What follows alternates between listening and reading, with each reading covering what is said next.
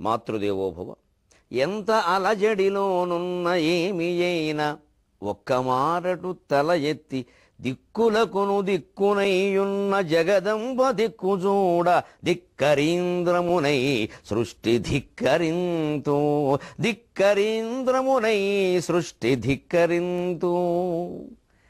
ABN Andhra Jyothi ప్రేక్షక మహాశయులందరికీ నవజీవన వేదం అనే కార్యక్రమంలో 285వ భాగానికి స్వాగతం పలుకుతున్నాం.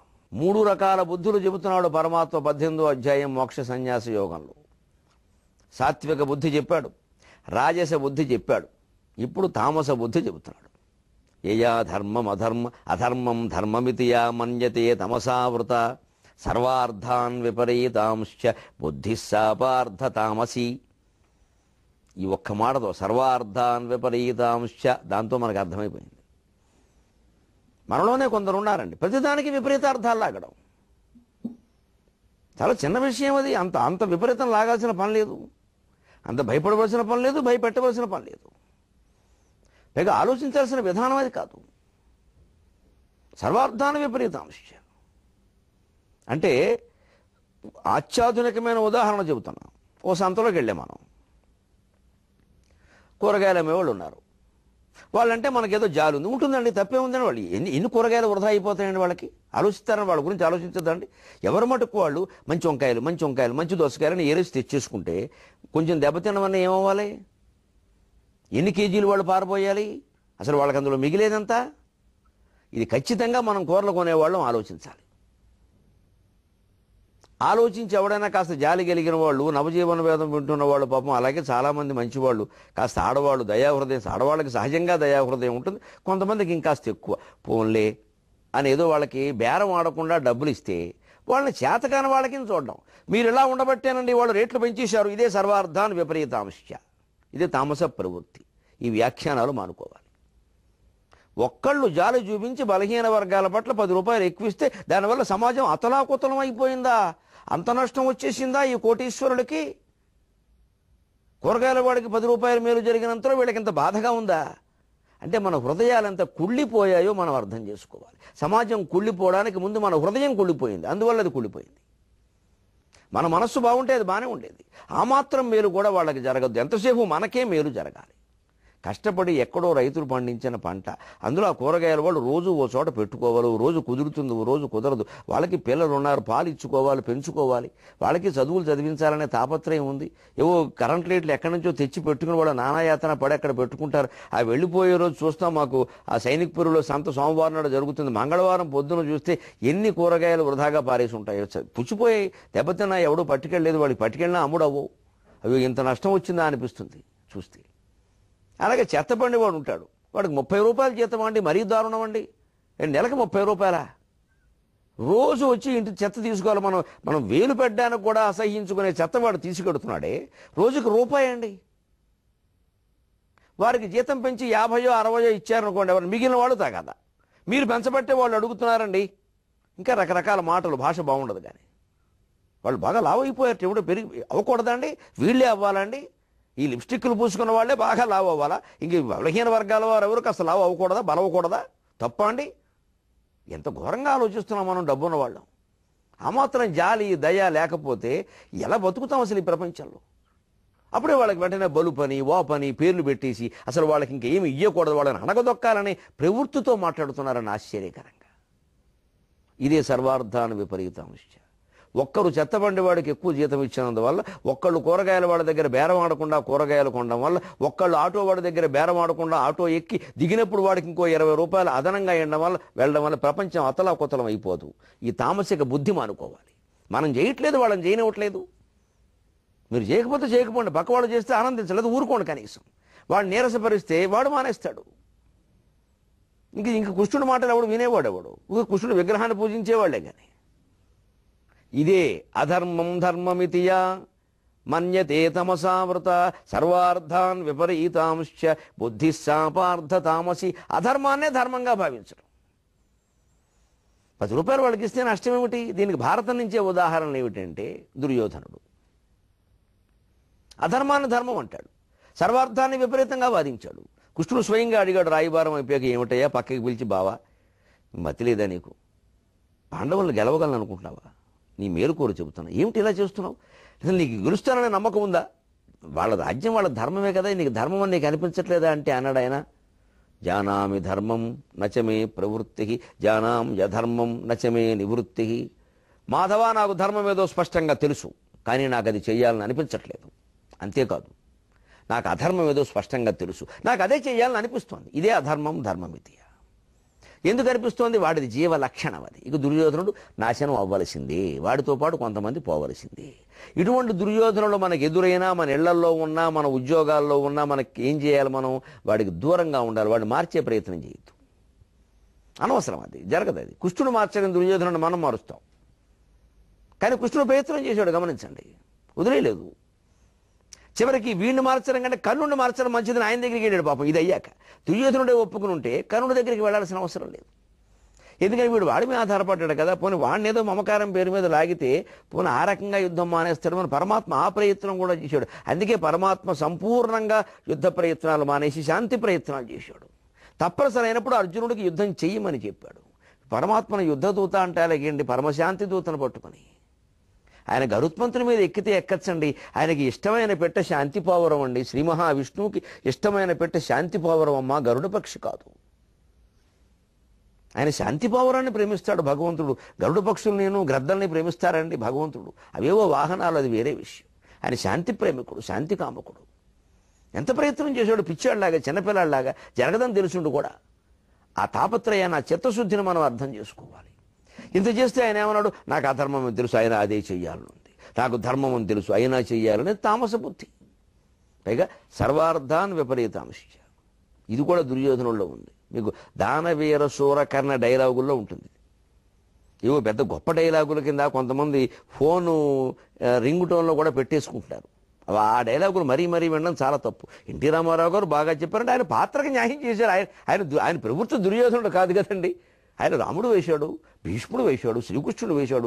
అన్ని మంచి పాత్రలు చాలా వేశాడు ఆయన రాక్షస పాత్ర కూడా నీ వైగల్యండం కోసం రావణాసురుడు దుర్యోధనుడు వేశాడు, కానీ ఆయన ప్రవృత్తి అది కాదు కదా.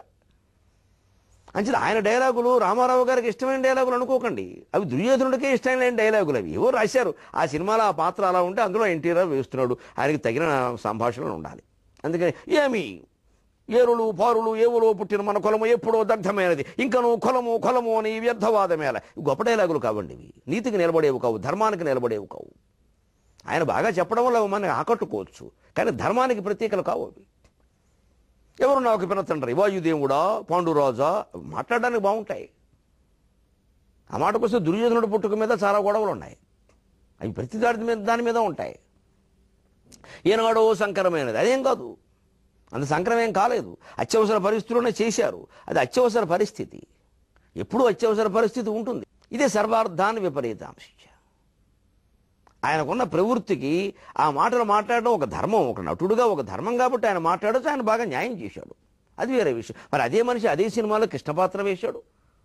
ఈ మాటలు చెబుతున్నప్పుడు కూడా కృష్ణుడు అక్కడే ఉన్నాడు. మరి ఆ కృష్ణుడు కూడా ఎన్టీ రామారావే. మనం దాన్ని ఎందుకు ఆదర్శంగా తీసుకోవద్దు? అంటే ఇది మన ప్రవృత్తి ఎలా ఉంది అంటే, మన ప్రవృత్తి దుర్యోధనుడి ప్రవృత్తి కాబట్టి మనకు ఆ డైలాగులు నచ్చుతున్నాయి, కృష్ణుడు డైలాగులు కాకుండా. కానీ ఎన్టీ రామారావు సందర్భం వచ్చింది కాబట్టి చెబుతున్నా, ఎంత క్రమశిక్షణ, ఎంత పద్ధతి, ఎంత ప్రణాళికాబద్ధంగా ఉండేవాడు ఆ నటనలో అంటే నాకు ఇటీవల తెలిసిన విషయం మీతో పంచుకుంటా. ఈ 2-3 రకాల పనులు మనం చేసేటప్పుడు ఎలా ఉండాలన్నాక ఆ మహానటుల నుంచి మనం ఒక స్ఫూర్తి పొందాలి. ఆయన దానవీర శూరకర్ణలో కృష్ణుడు వేశాడు, దుర్యోధనుడు వేశాడు. ఒక షూటింగ్ పరిస్థితులు ఎలా ఉంటాయి అంటే, ఒకసారి కృష్ణుడు వేషం వేసుకుని వచ్చి కొన్ని మాటలు చెప్పిన తర్వాత, సార్ ఈవేళ కొంచెం వాతావరణం ఈ సెట్టింగ్ దుర్యోధనుడండి, మీ దుర్యోధనుడు కూడా ఈవేళ పూర్తి చేసేస్తే బాగుంటుంది అంటారు. దర్శకుల ఇష్టం, అది చెయ్యాలి. ఒకే రోజు ఒకే గంటలో కాసేపు కృష్ణుడు కాసేపు దుర్యోధనుడు వేసిన సందర్భాలు ఉన్నాయి. మరి కృష్ణుడు పాత్ర పూర్తిగా వేరు, ఆయన మనస్తత్వం వేరు. అక్కడ లాలిత్యం, అక్కడ ఒక సరసం, అక్కడ ఒక శృంగారం, అక్కడ ఒక లీల. దుర్యోధనుడు ఒక గాంభీర్యం. చివరికి దుర్యోధనుడు పాత్ర కూడా ఆయన ఒక శృంగార గీతం పాడాడు, ఆయి భడారే విచిత్రం అని. అక్కడ మళ్ళీ కాస్త సరసం, మళ్ళీ కృష్ణుడు సరసం వేరు, దుర్యోధనుడు సరసం వేరు. కృష్ణుడు సరసంలో భాగంగా భార్య పాదాలకి దండం పెట్టినా ప్రమాదం లేదు. దుర్యోధనుడు అలా పెట్టాడు. తల్లి పాదాలకి అనుమానం పెట్టాడు అనుకోండి, వేరే విషయం. ఆయన భార్య పాదాలకు పెట్టాడు. అంటే ఈ రెండు కాపాడుకోవడం కోసం ఆయన చేసేవాట. ఒక మహానటుడు, మహానుభావులైన వాళ్ళు ఆ విషయాలు ఎలా గుర్తుపెట్టుకుంటారో చూడండి. ఆయన సెట్టింగ్ మీదకి రాగానే అనేవాట. అంటే అది కృష్ణుడు మాట. ఈ వేలు ఇలా అంటే కృష్ణుడు పాత్ర వేయాలని నేను అర్థం. అక్కడ ఒక్కోసారి అనేవాడు, అది దుర్యోధనుడు అని అర్థం. ఇలా ఆయన వచ్చినప్పుడు విచిత్రంగా ఇదొక అన్నానికి విచారం అని పాండవుల క్షేమము కోరు నేను వచ్చిందని ఆయన ఇలా వేలు లేపగానే ఆయన మనస్సు ఆయన గుర్తు చేసి నువ్వు కృష్ణుడి వేషంలో ఉన్నావు అంటే అంతగా లీనమైపోతాడు ఆయన. ఒక భావావేశం, ఒక భావోద్రేకం. రామారావు గారి నటన ఒక ఆవేశ ప్రధానమైంది, నాగేశ్వరరావు గారి నటన ఒక అవగాహన ప్రధానమైంది. రెండు గొప్పవే. అందుకు వారు ఆ పాత్రలు సరిపోయారు. కృష్ణుడు దుర్యోధనుడు నాగేశ్వరరావు గారు వేసినా బాగుండదు, అలాగే దేవదాసు లాంటివి రామారావు గారు వేస్తే బాగుండదు. అది వారి దానికోసం పుట్టారు అంతే. ఆ దర్శకులు ఎవరో ఒకసారి చూసినప్పుడు ఆయన అడిగాట, విచిత్రమైన సమాధానం చెప్పాడు ఆయన కృష్ణుడు పాత్ర వేస్తే అలా అనుకుని డైలాగ్ మొదలుపెట్టేవాట. ఆ వేలు చూడగా ఎత్తాను కదా పైకి కృష్ణుడు చెప్పాలి, కృష్ణుడు డైలాగ్ చెప్పాలి. వేషాన్ని మర్చిపోతామండి. మేము చాలాసార్లు టీవీలో మాట్లాడుతూ ఏ వేషంలో ఉన్నావో మాకేం గుర్తుండదు, అసలు సమయం కూడా గుర్తుండదు, ఆ భావం ఎదురుగా ఎవరున్నారో గుర్తుండదు. అలా అయితే నిజానికి టీవీలో చెప్పడం సాధ్యం. కెమెరా వాళ్ళు తప్ప ఎవరు ఉండరు, బయట మరి 100 మంది 1000 మంది జనం ఉంటారు. అక్కడ అలా చెప్పిన వాళ్ళు ఇక్కడ కూడా చెప్పగలుగుతున్నామంటే మా భావచిత్రంలో మీరందరూ ఉన్నారు. ఆ భావం మీదే మా దృష్టి ఉంటుంది. ఈ ప్రపంచం మా ఎదురుగా లేదు ఇప్పుడే, కెమెరా తప్ప. కానీ మీరంతా మా మనస్సులో ఉన్నారు కాబట్టి మీరంతా ఉన్నట్టుగానే భావిస్తున్నాను. లేదా కన్నీళ్ళు ఎందుకు వస్తున్నాయి, ఆవేశం ఎందుకు వస్తుంది, నవరసభరితంగా ఎందుకు నడుస్తుంది, జనస్పందన లేనిదే రాదే, జనస్పందన నా హృదయంలోనే సాగుతోంది. ఇప్పుడు నాకు నేనే ఒక ప్రపంచ నిర్మాణం నాలో చేసుకోబట్టి ఈ కార్యక్రమాన్ని 285 భాగాలుగా రక్తి కట్టించగలుగుతున్నాం. ఇది నేను చేసే నటన కాదా, నేను నవరస నటన సార్వభౌమ కాదా, నాకెవడూ బిరుదు ఇవ్వలేదు. కానీ అందుకే ఆయన ఇలా అనేవాటి. ఇలా అంటే ఒకసారి అడిగట్టి, ఏమండి ఏమిటి ఇలా అంటున్నారంటే చెప్పాడు. అంటే నాకు ఒకసారి అర్థం చెప్పండి, కృష్ణుడు ఎలా అన్నావు, ఈ దుర్యోధనుడు ఎలా అన్నాడు. ఏమిటయా, కృష్ణుడు నమ్ముకుంటే జీవితంలో పైకెడతావు, దుర్యోధనుడు నమ్ముకొస్తే కిందకు వస్తావని చెప్పాడు. అదే ఆ మహానుభావుడి యొక్క ఆంతర్యం. ఈ బయలు పైకి ఎందుకు పెట్టారండి, దుర్యోధనుడికి పైకి పెట్టి కృష్ణుడు కిందకి పెట్టచ్చు కదా. తప్పో దేవుడో ఏం మాట్లాడుతున్నావు, కృష్ణుడు నమ్ముకుంటే పైకెడతావు, దుర్యోధనుడు నమ్ముకుంటే కిందకు వస్తావు అని చెప్పాడు. అందుకని పెట్టుకున్నట్ట. అంటే గుర్తు పెట్టుకోవడంలో కూడా ఒక ఔచిత్యం, ఒక సంస్కారం. ఒకసారి ఇంకా చిత్రం, ఈ మాట ఇలా అనేసాడు ఆయన. అనేసి దుర్యోధనుడు డైలాగ్ చెప్పాడు. కెమెరా వాడు ఆపేశాడు. ఏమై ఆపేశామంటే, మీరు డైలాగ్ తేడాగా చెప్పు. మేము తేడా చెప్పుటాయా ఉందిగా. లేదు మీరే చెప్పారు సార్, ఇవి ఇలా అంటే కృష్ణుడు అన్నారు మీరు, నేను అది గుర్తుపెట్టుకున్నాను. ఇలా అన్నప్పుడు మరి కృష్ణుడు మాట చెప్పాలి కదండి, మీరు ఇప్పుడు దుర్యోధనుడు మాట పొరపడుతుంది. వెంటనే పక్కన వాడిని పిలిచి, మనము వీరి నుంచి కూడా నేర్చుకొనవచ్చును. ఆ సంస్కారం చూడండి, ఎక్కడా అహంకరించలేదు. వీరి నుంచి కూడా మనము నేర్చుకొనవచ్చును అన్నాడు. తర్వాత వెళ్ళిపోయింది. మహానుభావులు ఎందుకు అయ్యారు అంటే ఇన్ని విషయాలు ఉన్నాయి. నువ్వు పుట్టుకతో అయిపోతారా? అది అంటే ఏమిటి, ప్రవృత్తిలో తేడాలు ఇవన్నీ. అందుకని దుర్యోధన ప్రభుత్వం సర్వార్థాన్ని విపరీతాంశ అంటున్నాం. ఎందుకంటే ఆ డైలాగులన్నీ ఎన్టీ రామారావు గారికి ఇష్టమైనవి కావు. ఆ మాటకు వస్తే దుర్యోధనుడు కూడా ఇష్టపడి అనలేదు మూల భారతంలో. అలా ఏదో సరదాగా సినిమా కోసం రాశారు, అవి అలాగే వెళ్ళే జనంలో. అశ్వత్థామ కూడా దీనికి ఉదాహరణ. ఈ సర్వార్థాన్ విపరీతాంశ అధర్మం ధర్మమితియ బుద్ధిరియా సర్వార్థాన్ విపరీతాంశ మన్యతే తమసావృత. ఎందుకు ఇలా ఆలోచిస్తారు ఎవరంటే వాళ్ళ బుద్ధి తమసా ఆవృత, తమో గుణం ఆవరించేసింది వాళ్ళని. కాబట్టి అధర్మం అని తెలుసుకుండా చేస్తున్నారు, ధర్మం అని తెలుసు కూడా చేయడం లేదు. అశ్వత్థామ సర్వార్థాన్ విపరీతాంశ. కర్ణుడు దుర్యోధనుడు వాళ్ళ ఆ రాయబారాల్లో ఉండగా, కృష్ణ రాయబారంలో కృష్ణుడిని కర్ణుడు ఏదో మాట అంటే ఈయన రెచ్చిపోయాడు. ఈయనకి ఎందుకండి, పోనీ ధర్మం కోసం రెచ్చిపోయాడంటావా అంటే, కృష్ణుడి మీద నిజంగా ఆయన గౌరవం ఉండి ధర్మం మీద అంత గౌరవం ఉంటే చిట్ట చివరలో ఆ ఉప పాండవులను చంపేసి పారిపోయినప్పుడు ఆ బ్రహ్మశిరో నామకాస్త్రం వేసి బాధ పెట్టినప్పుడు కృష్ణుడితో ఎంత పైశాచికమైన వాదన చేశాడండి. అసలు కృష్ణుడి మీద ఆయనకైనా గౌరవం ఉందా? అంతకుముందు ఎందుకు ఆయన చిన్నతనంలోనే పాండవులు అరణ్యవాసం చేస్తుండగా ద్వారకకి వెళ్ళి కృష్ణుడు ఆయుధాలన్నీ అడిగాడు, చక్రం ఇమ్మని అడిగాడు ముఖ్యంగా. ఇది కృష్ణుడు అంటే గౌరవం ఎక్కడదండి అసలు? ఈ నిజమైన గౌరవం లేనివాడు అక్కడ రాజ్యసభలో కర్ణుడికిను కృష్ణుడికి మధ్యలో ఏదో చిన్న మాట వస్తే ఈయన లేచిపోయి మధ్యలో మాట్లాడడం, మేరం భోగము పొల్లు మాటల వరకు ఎందుకు వెళ్ళిపోవాలండి? ఇదే అధర్మం ధర్మమితి. కర్ణుడి మీద ఉండే కోపం అది, కులద్వేషం ఒక రకంగా చెప్పాలండి. కర్ణుడి మీద ఉండే కోపం, అంతేగాని కృష్ణుడి మీద ప్రేమ కాదు. మనలో చాలామంది అంతే, శత్రువుకు శత్రువు మనకి మిత్రుడు అన్నట్టుగా వ్యవహరిస్తాయి. ఇవి నిలబడేవి కావు. ఇవన్నీ రజోగుణ ప్రవృత్తులు. ఈ రాజకీయాలు సంసారాల్లో పనికిరావు.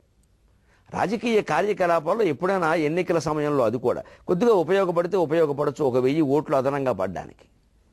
పోనీ అటువంటిప్పుడు ఏదో వ్యూహం వేసామండి గెలవాలి కదండి, ఆ గెలవడం కూడా ఎందుకు అవ్వాలి అంటే నియోజకవర్గ ప్రజలకి ధర్మాన్ని చేయగలను, సేవ చేయగలనే నమ్మకం నాకు ఉందండి. కానీ ఈవేళ గరికపాటి వారు గెలవడానికి ఉండే మార్గాలు మీకు తెలియదు కాదు, ఏవో కొంచెం పద్ధతులు అవలంబించకపోతే మేము గెలవలేమండి, అందుకని వెళ్ళామంటే తాత్కాలికంగా వాటికి ఆమోదముద్ర వేసే అవకాశం కలియుగంలో ఉంది. కానీ అంతరంగం గొప్పదే ఉండాలి, ఆంతర్యం గొప్పదే ఉండాలి. అసలు ఎందుకు చేస్తున్నాం ఈ గెలవడం? దేనికి? పదవి కోసం కాదు, ప్రజాసేవ కోసం. నేను గెలిస్తే జరిగే సేవ వారు గెలిస్తే జరగదండి, అందుకోసం నాకు ఆ నమ్మకం ఉండి చేస్తున్నా అంటే నిజమే. ఆ నమ్మకంతో మీరు ప్రజలను నమ్మించగలిగితే వ్యూహాలు కొంచెం అటు ఇటు అయినా ప్రజలు అర్థం చేసుకుంటారు. అందుకని రజోగుణంలో రాజకీయాల్లో వ్యూహాలు పెట్టారు, కానీ సత్వగుణంలో వ్యూహాలు ఉండవండి. ఖచ్చితంగా చేయాల్సిందే, పద్ధతిగా ఉండాల్సిందే. అశ్వత్థామ నిజంగా కరుణుడి మీద ద్వేషంతో కృష్ణుడి పక్షం వహించి మాట్లాడాడు. కృష్ణుడిని లాక్కెళ్ళిపోదాం బావా రావయ్య అంటూ ఏదో మాట్లాడాడు. స్వామి రావయ్య, నీకే ఆపద, నువ్వు దేవుడు, ఇప్పుడు అర్జెంట్ అత్యవసరంగా దేవుడు అయ్యాడు కృష్ణుడు ఈయనకి.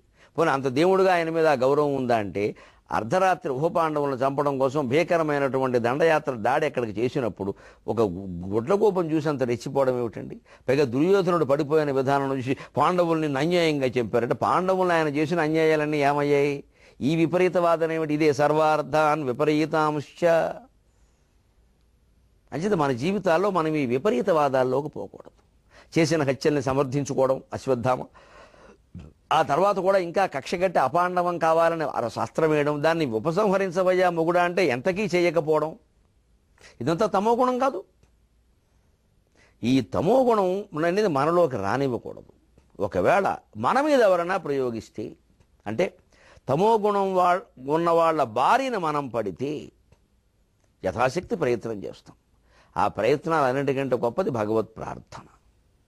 తమోగుణం బారిన పడినటువంటి ఒక బాలుణ్ణి భగవంతుడు ఎలా రక్షించాడు? పెట నుక్కు కంబమున్న భీకరదంతన కంకుర ప్రభాపటలముగప్పనుప్పతిలి దశరథి కరుణాపయోనిధి.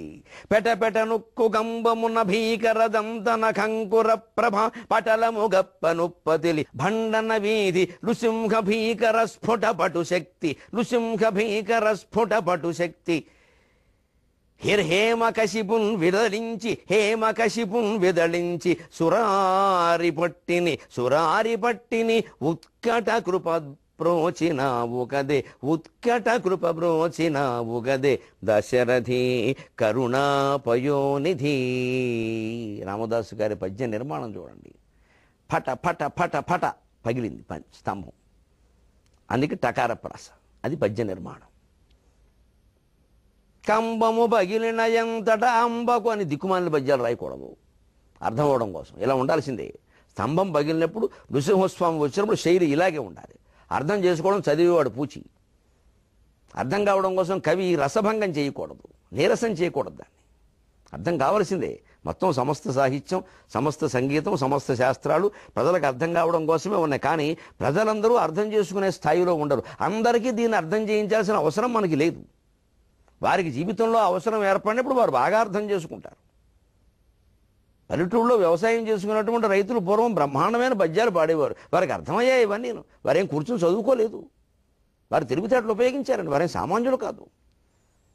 వరకు అర్థం కావడం కోసం వీళ్ళ కవిత్వాన్ని హీనపరిచి భాషను సులభం చేసి ఎటు కాని స్థితిలో గంటేశాక అస్పష్టం వచ్చింది. ఇదివరకు అస్పష్ట కవిత్వమేనా ఉండేది, అసలు కవిత్వమే లేదు. ఒట్టి అస్తిత్వవాదాలు గొడవలు తప్పితే కవిత్వం లేదు అసలు. ఇప్పుడు వచ్చిన కవిత్వం కూడా అయిపోయింది, దాని పని అయిపోయింది, ఆ యుగం అయిపోయింది. ఎవరు హైకూలైనా నానీలు అవి అయిపోయినాయి, ఎవడు చదివేవాళ్ళు లేడు. ఇంకా సరదా ఇవన్నీ అప్పడాలు ఒడియాలు పాల పొంగులు ఉండవు. మిగిలింది మళ్ళీ ఇదే పెట నొక్కు కంబమున భీకరదంతన కంకుర ప్రభ పటలముగప్పనుప్పతిలి. పద్య కవిత్వమే చచ్చిపోయింది, ఇంకా మిగలవనుకుంటే దశరథి శతకం ఈవేళ కొన్ని లక్షల మంది వింటున్నారు, వినిపిస్తున్నాం. దాని శతకం గొప్పదనం అటువంటిది, రామచంద్రమూర్తి కరుణ అటువంటిది. ఆయన కరుణ ఎవరి మీద ప్రసరించిందో వారి వాక్ అటువంటిది, తిరుగు ఉండదు దానికి. భగవంతుడు నమ్ముకున్న మనకు తిరిగేమిటండి? పెటను ఉక్కు కంబమున పెట పగులుతూ ఉంటే ఉక్కు స్తంభం అయ్యాయి. ఆయన పగిలిందే, నీ ముందు ఉక్కు తుక్కు అయిపోదా స్వామి. భీకరదంతన కంకుర ప్రభాపటలముగప్ప ఉపతిలి. ఆ ఉక్కు కంభం యొక్క ఆ సిమెంటు అణువులు రాతి అణువులు ఏవో ఉన్నాయి, అవన్నీ కనపడకుండా స్వామివారి యొక్క భయంకరమైన నకాంకుర ప్రభా పటలము ఆయన అలా సింహగర్జన చేస్తే ఆ సింహపు కోరల కాంతులు వ్యాపించి ఆ నల్లటి కాంతుల్ని తెల్లటి కాంతులు కప్పేసేయకండి. అంటే అజ్ఞానాన్ని చీల్చేయబోతున్నా, జ్ఞానాన్ని విస్తరింపజేయబోతున్నా స్వామి చెబుతున్నాడు నరసింహస్వామి. భండన వీధిని యుద్ధరంగంలో నృసింహ భీకర స్ఫుట పటు శక్తిని, నృసింహస్వామి వేషంలో భయంకరమైన స్ఫుటమైన పటువైన శక్తితో అలా ఉండాలి. స్ఫుట పటు పెట పెట పట పట అలా ఉంటేనే స్తంభం పగిలిన శబ్దం వస్తుంది. నృసింహ భీకర స్ఫుట పటు శక్తి హేమకశిపున్ విదళించి, మళ్ళీ హిరణ్యకశిపుడు అనేది కుదరదు ఇక్కడ, అందుకని హేమకశిపుడు అన్నాడు. ఆ సమయానుకూలంగా ఛందస్సును బట్టి పదం వాడగలగాలంటే హిరణ్యానికి ఉండే పర్యాయ పదాలది. శాతకుంభం భర్మ కర్పూరం, భర్మ కాంచనం, శాతకుంభం భర్మ కర్పూరం కాంచనం ఇవన్నీ బంగారానికి పేరు. హిరణ్యం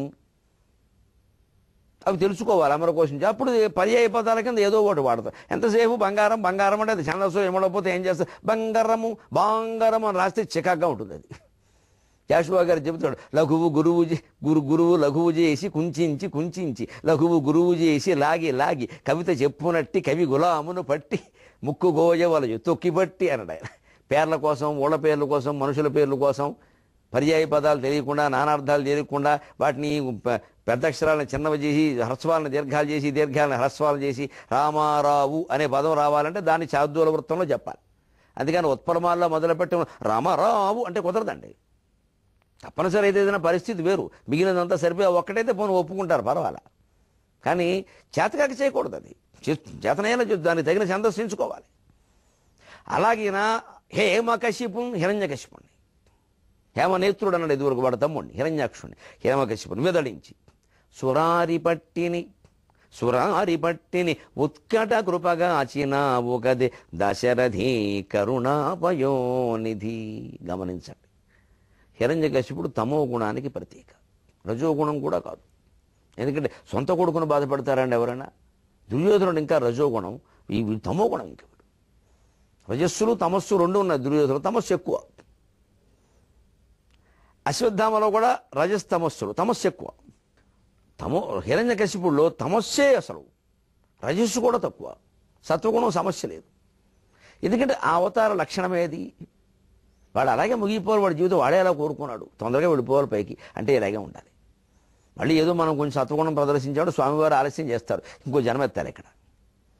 ఇక బాగా ఆ పెట్టేసి ఇచ్చేదో గట్టిగా పెట్టేస్తే తీవ్రమైన చర్య తీసుకుంటారు, మనం అక్కడికి వెళ్ళిపోతాం. ఆ తీవ్రమైన చర్య ఆయన కోరుకున్నాడు, అందుకని ఇచ్చేసాడు. హేమకశిపుణ్ణి విదళించి, తమో గుణానికి ప్రతీక అయినటువంటి హిరణ్యకశిపుణ్ణి విదళించి చీల్చి, విదళనము అంటే చీల్చుట అని అర్థం. సురారి పట్టిని ఉత్కట కృపగాచినావు గదే, ఆ రాక్షసుని కుమారుడైన ప్రహ్లాదుని ఎంత విచిత్రమైనటువంటి కృపతో, ఔదార్యంతో కూడిన కృపతో, అంతులేని దయతో కాపాడేవయ్యా. అంటే మనం తమోగుణ ప్రవృత్తి కలిగి ఉండకుండా ఉంటే చాలు. ఒకవేళ మరి ఎదుటి వాళ్ళకి అది ఉందండి, దాన్ని అలా ఎదుర్కోవలసిన అవసరం లేదు. ఆ ప్రవృత్తులు అత్యవసర సందర్భాలు కొన్ని ఉంటాయి. తమో గుణాన్ని కూడా అవసరమైతే రాజకీయంతో ఎదుర్కోవచ్చు, రజోగుణంతో ఎదుర్కోవచ్చు. మనం తమో గుణంలోకి పోవక్కర్లా. అప్పుడు భగవత్ ప్రార్థనను మనం మర్చిపోకుండా ఉంటే భగవంతుడే మనని కాపాడుతాడు.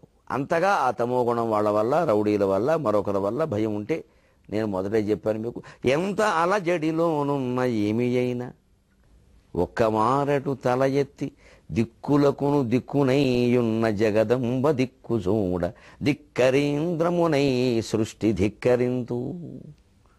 ఎంత అలజడిలో ఉన్నా, ఏం జరిగినా సరే ఒక్కసారి తలెత్తి, మంచం మీద పడుకుని ఉన్నా సరే తలెత్తగానే అమ్మవారు కనపడాలి. మనం ఏదో ముందు వాకిట్లో కూర్చుని రాసుకుంటూ ఉన్నా సరే తలెత్తితే అమ్మవారు కనపడాలి. భగవంతుడు అమ్మవారు అంటే, నా నోట అమ్మవారు వస్తుంది కదా, మా ఇంట్లో అలవాటు. మీకు ఎవరు ఏ దేవుణ్ణి నమ్మితే ఆ దేవుడు కనపడాలి అంటే ఒక ఫోటో రూపంలో ఒక ధైర్యం వస్తుంది. అప్పుడు దాన్ని మనం ఎదుర్కోగలుగుతాం ఖచ్చితంగా. అప్పుడు మనం ఆ గుణంలో ఉన్నప్పుడు ఖచ్చితంగా ఉత్కట కృపగా చినావు గద దశరథి కరుణాపయోనిధి. భగవంతుడు మనని రక్షించి తీరుతాడు. వీడు నన్ను నమ్ముకున్నాడు, వీడేదో సత్వగుణంలో ఉన్నాడు కదా అని వాడు వచ్చి ఏదో వీడిని ఏదో చేసే ప్రయత్నం చేస్తున్నాడు, మరి కాపాడకపోతే నేను రాముణ్ణి రాజుని, నాకు ఈ ధనుర్బాణాలు, పైగా రామచంద్రమూర్తి ధనుర్బాణాలు ఎప్పుడూ వదలడు. కృష్ణుడు పోనీ ఆయుధాలు అత్యవసరమైన పరిస్థితుల్లో ధరించాడు. ఎప్పుడూ ఉన్న గదాను చక్రం పక్కలో పెట్టుకు పడుకోడాయని. ఈ పెద్ద మనిషి అలా కాదు. రాముడు ధనుర్బాణాలు లేకుండా ఉండడు అసలు. కోదండరాముడు అంటే ఎందుకు? అది రాజు లక్షణం. ఇది సరదాగా మనం చెప్పుకున్నా అది రాజు లక్షణం. రాజు అయినవాడు రక్షణ. అంటే ఎప్పుడు ఎవరు ఆపదలో ఉంటారో, ఎవరు రక్షించమంటారో, ఆయుధాలు దగ్గర లేకుండా ఎలాగా? అందుకని అంటే మన వృత్తి పనిముట్లు ఉంటాయి చూడండి. బ్రాహ్మణుడికి యజ్ఞోపవీతంలాగా, క్షత్రియుడికి ఆయుధంలాగా, ఇలాంటివి ఒక అమ్మరి కొమ్మరి అందరికీ ఆ వృత్తి పనిముట్లు పక్కలోనే ఉండొచ్చు, తప్పేం లేదు. అవి మనకి దేవుడు విగ్రహంతో సమానం. అలా మనం జీవితాన్ని నవజీవన వేదం చేసుకుందాం. మళ్ళీ 23:30 గంటల్లో కలుద్దాం. అంతవరకు తెలుగులో మాట్లాడదాం.